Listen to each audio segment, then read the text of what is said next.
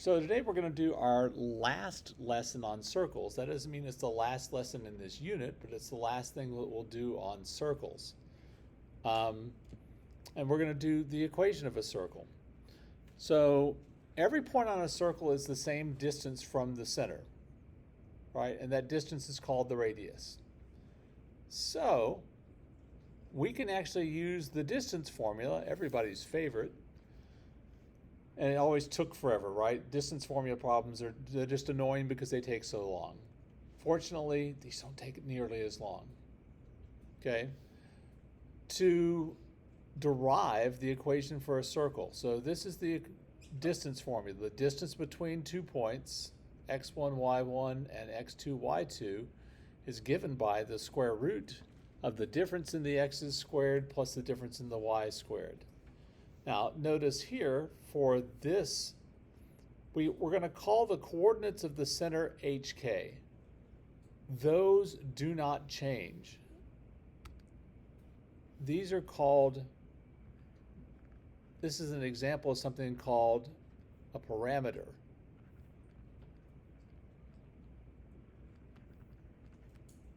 As in, not a variable.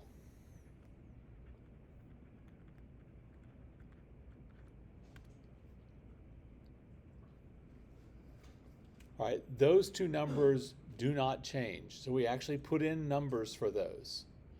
X and Y, there are an infinite number of points X, Y that could be on here, right? They could be anywhere. So we want to write an equation that relates the X coordinate and the Y coordinate. So we start off with the distance formula. And then we're like, okay, the distance between these two is r. It is the radius. And that's going to be the square root of x minus h quantity squared. When you say quantity squared, I don't know if you've heard that before, but it means that it's in parentheses squared. And then y minus k quantity squared. I'm not sure why they didn't leave it like that. But every math textbook I've ever read always then squares both sides and says r squared is equal to x minus h squared plus y minus k squared. So the equation of a circle with a center at hk and radius r is given by x minus h quantity squared plus y minus k quantity squared is equal to r squared. What we're going to be doing is, given information, write the equation for the circle, or given the equation of the circle, give information about it and be able to sketch a graph. Yes, When it says the equation of a circle, what are you measuring? Like of a circle? So it's a little bit like the equation of a line might be y equals 2/3 x minus 7. That's the equation that describes all the points that would be on the line.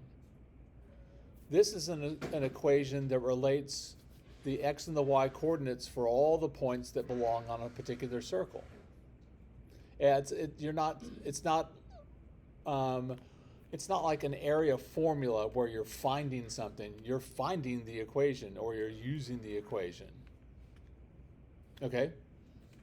It's a good question, though. So let's do one that couldn't be much more straightforward if it had to be. Write the equation of a circle with center P at 0, -3 and radius 8. Okie dokie, since this is the center, H is 0 and K is -3 and R is 8.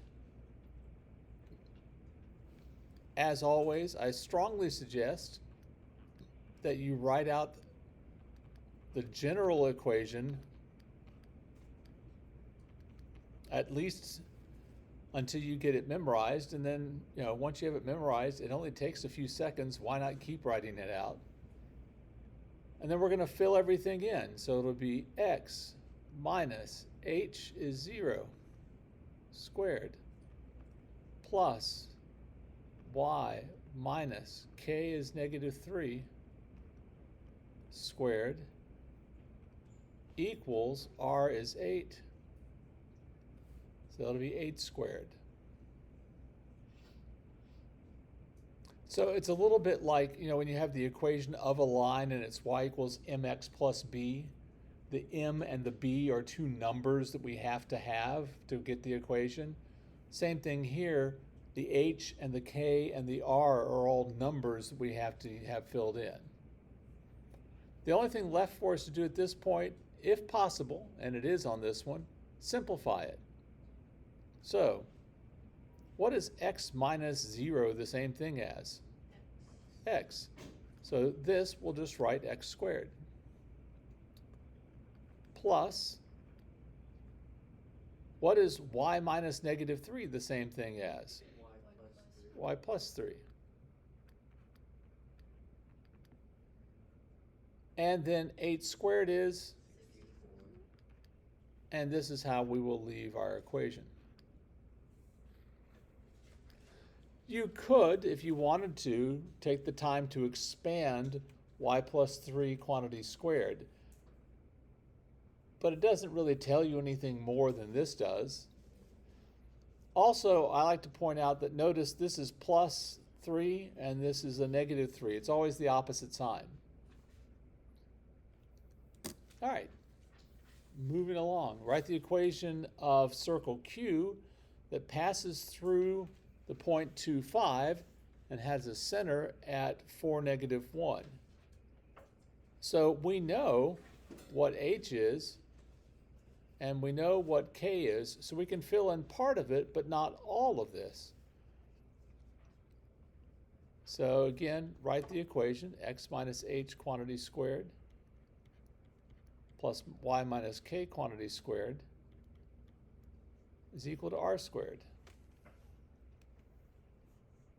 So it'll be x minus 4 quantity squared plus, let's go ahead and simplify this rather than having to write it and then simplify.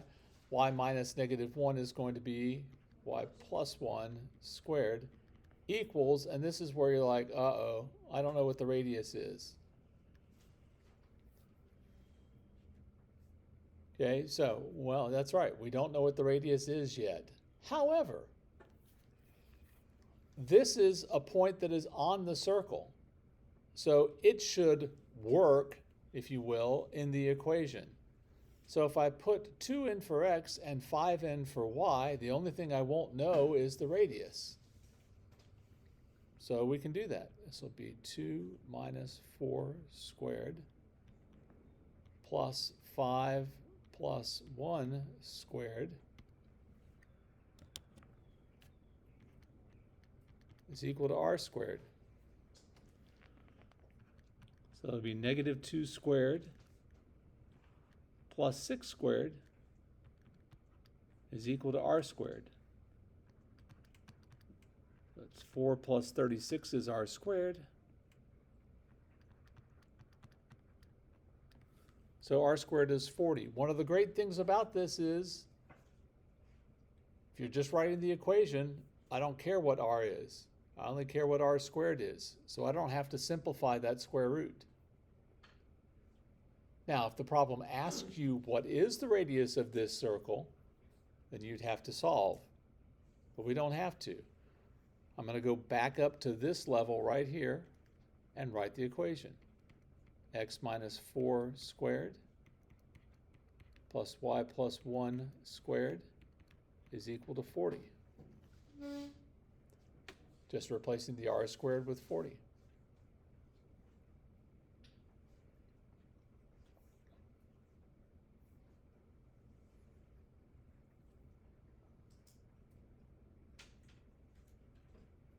Questions about that? All right, let's go the other direction. This one asks us to graph each of the equations, and it gives us the equation of the circle. So in order to sketch a graph of this, we need to know where is the center and what is the radius, so we know how big and where to draw the circle. So what are the coordinates of the center going to be here? Yeah, -1, 3. Because it's always the opposite. It's x minus h. So it's always going to be the opposite of what you see. And what is the radius going to be? 3. Because r squared is equal to 9. So I'll put a point at -1, 3. I'll put a little dot there. And I want to draw something with a radius of 3. What I do is from the center, I'll go up 3, down 3, left 3, right 3. I'll do all of those so I can have some points to aim for. So 1, 2, 3, from the center to the left 3, 1, 2, 3, 3, and 3. And you can start anywhere you want. I find if I want it to make it look at all like an actual circle and not like just some amorphous blob, that I do best if I start at the top and go around counterclockwise.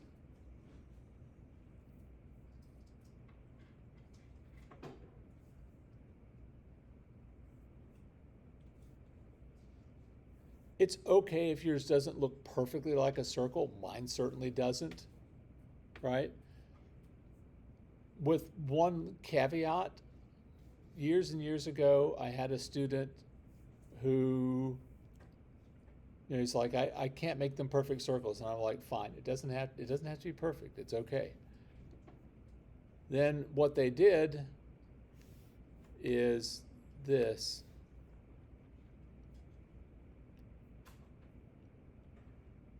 If you draw that, I will take points off. There was no attempt made to make a circle. You have made a lovely square, but that's not the equation of a square. Okay? So if an attempt is made to make it look round, it's fine. Did you notice that when you get down here, that the x-axis is tangent to the circle? And if you're going to do it well, you kind of have to anticipate that you want to, just skim that. Otherwise, your line will go through it. You get better at it as time goes on. All right, for this one, where is the center?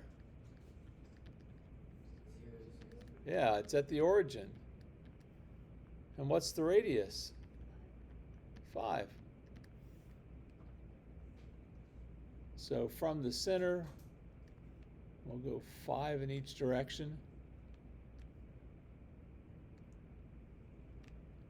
And I think at least that generally it gets harder to draw the circles the bigger they are. Smaller circles are easier to draw.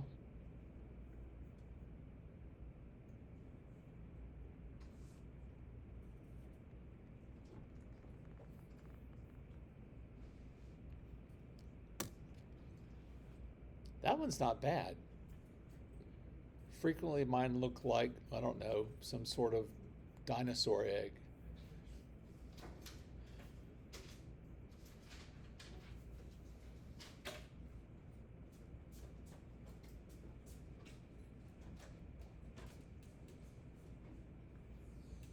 You missed the whole nodding, can I go, and all that stuff. She's like, did he just get up and run out of the room? No. Any questions about that?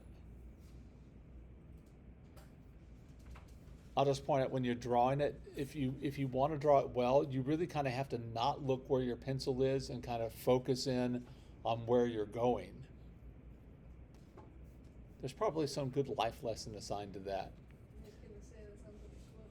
Yeah, it does. All right, your assignment is in the book.